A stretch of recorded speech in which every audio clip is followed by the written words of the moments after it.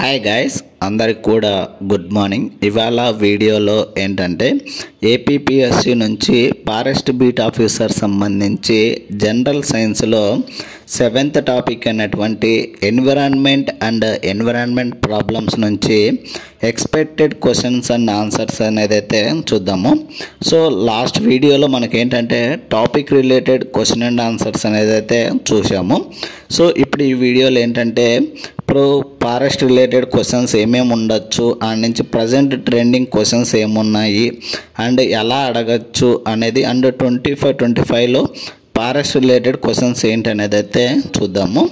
So first question వచ్చేసరికి national forest policy ఎప్పుడు ప్రకటించబడిందని అయితే అడుగుతున్నారు. ఆన్సర్ వచ్చేసరికి 1988లో అయితే ప్రకటించబడిందండి.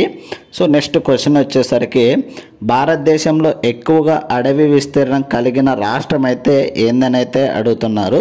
సో ఆన్సర్ వచ్చేసరికి మధ్యప్రదేశ్ అండి.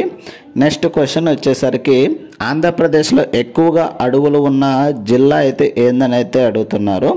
సో ఆన్సర్ వచ్చేసరికి ఈస్ట్ గోదావరి జిల్లా అనేది అయితే ఎక్కువగా అడవులు అయితే ఉన్నాయి. మన రాష్ట్రంలో అడవుల శాతం ఎంత అని అయితే అడుగుతున్నారు. సుమారుగా 23% అయితే అడవులైతే ఉన్నాయి మన యొక్క ఆంధ్రప్రదేశ్ రాష్ట్రంలో. నెక్స్ట్ క్వశ్చన్ వచ్చేసరికి భారతదేశపు ఫారెస్ట్ రీసెర్చ్ ఇన్స్టిట్యూట్ ఎక్కడ ఉందని అయితే అడుగుతున్నారు. సో ఇది వచ్చేసరికి డెహ్రాడూన్ ఉత్తరాఖండ్లో అయితే ఉన్నదండి. నెక్స్ట్ క్వశ్చన్ వచ్చేసి జాతీయ ఉద్యానవనాలు మొదట ఎప్పుడు స్థాపించబడినాయి అని అయితే అడుగుతున్నారు. 1936లో జిమ్ కార్బెట్ నేషనల్ పార్కు ఉత్తరాఖండ్లో అయితే మొదటైతే స్థాపించబడింది. నెక్స్ట్ క్వశ్చన్ వచ్చేసరికి అటవీ సంరక్షణ చట్టం ఏ సంవత్సరంలో అయితే వచ్చిందని అయితే అడుగుతున్నారు. 1980వ సంవత్సరంలోనైతే అటవీ సంరక్షణ చట్టం అనేది అయితే వచ్చింది. నెక్స్ట్ క్వశ్చన్ వచ్చేసరికి జీవ వైవిధ్య చట్టం ఎప్పుడు ప్రవేశపెట్టబడిందని అయితే అడుగుతున్నారు. 2002 సంవత్సరంలో అయితే ప్రవేశపెట్టడం అయితే జరిగింది. నెక్స్ట్ క్వశ్చన్ వచ్చేసరికి ఏపీలో ఎన్ని నేషనల్ పార్కులు ఉన్నాయని అయితే అడుగుతున్నారు. సో ఏపీలో మొత్తం 3 నేషనల్ పార్కులు అయితే ఉన్నాయి. సో ఈ యొక్క 3 నేషనల్ పార్కుల్లో ఫస్ట్ది వచ్చేసరికి Sri Venkateswara and second one వచ్చేసరికి పాపికొండలు, ఆప్షన్ థర్డ్ వచ్చేసరికి రాజీవ్ గాంధీ నేషనల్ పార్క్ అండి. నెక్స్ట్ 10వ క్వశ్చన్ వచ్చేసరికి వన సంరక్షణలో ప్రసిద్ధి చెందిన చిప్కో ఉద్యమం ఎక్కడ ప్రారంభమైందని అయితే అడుగుతున్నారు. ఉత్తరాఖండ్లో అయితే ప్రారంభమైంది. 1973 సంవత్సరంలో అయితే ప్రారంభమైంది. సో నెక్స్ట్ క్వశ్చన్ వచ్చేసరికి సైలెంట్ వ్యాలీ ప్రాజెక్ట్ ఏ రాష్ట్రంలో ఉందని అయితే అడుగుతున్నారు. సో మన ఆన్సర్ వచ్చేసరికి కేరళలో అయితే ఉన్నదండి. సో నెక్స్ట్ క్వశ్చన్ వచ్చేసరికి వన్యప్రాణి సంరక్షణ చట్టం ఏ సంవత్సరంలో వచ్చిందని అయితే అడుగుతున్నారు. 1972వ సంవత్సరంలో అయితే వచ్చింది. సో ఇలాంటి మరిన్ని వీడియోస్ అండ్ మరిన్ని అప్డేట్స్ కోసం అయితే please like, share and subscribe చేసుకోవడం అయితే మర్చిపోద్దండి గైస్. సో నెక్స్ట్ క్వశ్చన్ వచ్చేసరికి ప్రాజెక్ట్ టైగర్ ఏ సంవత్సరంలో అయితే ప్రారంభమైందని అయితే అడుగుతున్నారు. 1973వ సంవత్సరం అండి. సో నెక్స్ట్ క్వశ్చన్ వచ్చేసరికి వన్యప్రాణి సంరక్షణ చట్టం కింద నిషేధిత జంతువు ఏదని అయితే అడుగుతున్నారు. సో పులి అనేది అయితే మన ఆన్సర్ అండి, టైగరు. నెక్స్ట్ 16వ క్వశ్చన్ వచ్చేసరికి గ్రీన్ హౌస్ ప్రభావానికి కారణమయ్యే ప్రధాన వాయువు అయితే ఏందని అయితే అడుగుతున్నారు. కార్బన్ డైఆక్సైడ్ అనేది అయితే ప్రధాన వాయువు అనేది అయితే అవుతుంది.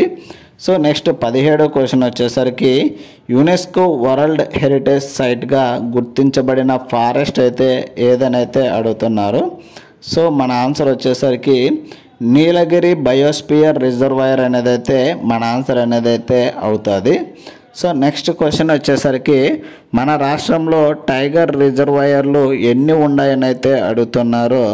సో మనకు వచ్చేసరికి 2 అయితే ఉన్నాయి రిజర్వాయర్లు. ఒకటి వచ్చేసరికి నల్లమల్ల అండ్ రెండోది వచ్చేసరికి పాపికొండ అండి. సో నెక్స్ట్ 19వ క్వశ్చన్ వచ్చేసరికి అడవులు మట్టి నిక్షేపం నివారించడంలో చేసే ప్రధాన పాత్ర అయితే ఏందని అయితే అడుగుతున్నారు. సో మన ఆన్సర్ వచ్చేసరికి రూట్ సిస్టమ్ ద్వారా నేలను బిగించి ఉంచుతాయనేది అయితే మన ఆన్సర్ అనేది అయితే అవుతుంది. సో నెక్స్ట్ వచ్చేసరికి అటవీ ఉత్పత్తులలో ప్రధానమైనవి ఏవైతే అడుగుతున్నారో చెట్టు కట్టెలు, ఔషధ మొక్కలు, గమ్, తేనె అండ్ వెదురు అనేది అయితే మన ఆన్సర్స్ అండి. సో నెక్స్ట్ వచ్చేసరికి భారతదేశంలో అటవీ విధానాలు అండ్ చట్టాలు అనేది అయితే చూద్దాము. సో ఫస్ట్ వచ్చేసరికి భారతదేశపు మొదటి అటవీ చట్టం ఏదైతే అడుగుతున్నారో సో ఫస్ట్ది వచ్చేసరికి 1865 ఫారెస్ట్ యాక్ట్ అనేది అయితే మన ఆన్సర్ అండి. సో నెక్స్ట్ మూడో క్వశ్చన్ వచ్చేసరికి వన్యప్రాణి సంరక్షణ చట్టం ఎప్పుడు అమల్లోకి వచ్చిందంటే 1972 సంవత్సరంలో అయితే ఇదైతే అమల్లోకి అయితే వచ్చింది. ఫారెస్ట్ కన్జర్వేషన్ యాక్ట్ ఎప్పుడు అమల్లోకి వచ్చిందని అయితే అడుగుతున్నారు. సో ఇది వచ్చేసరికి 1980లో అయితే వచ్చింది. సో నెక్స్ట్ వచ్చేసరికి బయోలాజికల్ డైవర్సిటీ యాక్ట్ ఎప్పుడు వచ్చిందని అయితే అడుగుతున్నారు. 2002 సంవత్సరంలో అయితే ఈ యొక్క బయోలాజికల్ డైవర్సిటీ యాక్ట్ అయితే అమల్లోకి వచ్చింది. సో నెక్స్ట్ వచ్చేసరికి నేషనల్ ఫారెస్ట్ పాలసీ ప్రకారం ఎంత శాతం భూభాగం అడవులతో ఉండాలని అయితే అడుగుతున్నారు. 33% అయితే అమల్లో అయితే భూభాగం అడవులలో అయితే ఉండాలి. నెక్స్ట్ వచ్చేసరికి నేషనల్ ఫారెస్ట్ పాలసీ 1988లో ప్రధాన ఉద్దేశం ఏమిటని అయితే అడుగుతున్నారు. సో మన ఆన్సర్ వచ్చేసరికి పర్యావరణ సమతుల్యము అండ్ జీవ వైవిధ్యం సంరక్షణ అనేది అయితే మన ఆన్సర్ అనేది అయితే అవుతుంది. సో ఇది ఇవాల్టి వీడియోలో గైస్. సో ఏంటంటే forest environment and environmental problems నుంచి ఫస్ట్ టాపిక్లో వీడియో అయితే ఆల్రెడీ చేశాను. ఆ వీడియో యొక్క లింక్ని అయితే నేనైతే కింద డిస్క్రిప్షన్లో ఇస్తాను, అక్కడికి వెళ్ళి చెక్ చేయండి గైస్. అండ్ దీనికి సంబంధించి ఫుల్ వీడియో అయితే నెక్స్ట్ ఇంకో వీడియోలో అయితే చేద్దాము, ఫైనల్ లాస్ట్. అండ్ ఇది ఇవాల్టి వీడియోలో గైస్. ఇలాంటి మరిన్ని వీడియోస్ అండ్ మరిన్ని అప్డేట్స్ కోసం అయితే please like, share and subscribe చేసుకోవడం అయితే మర్చిపోద్దండి guys. Thank you for watching.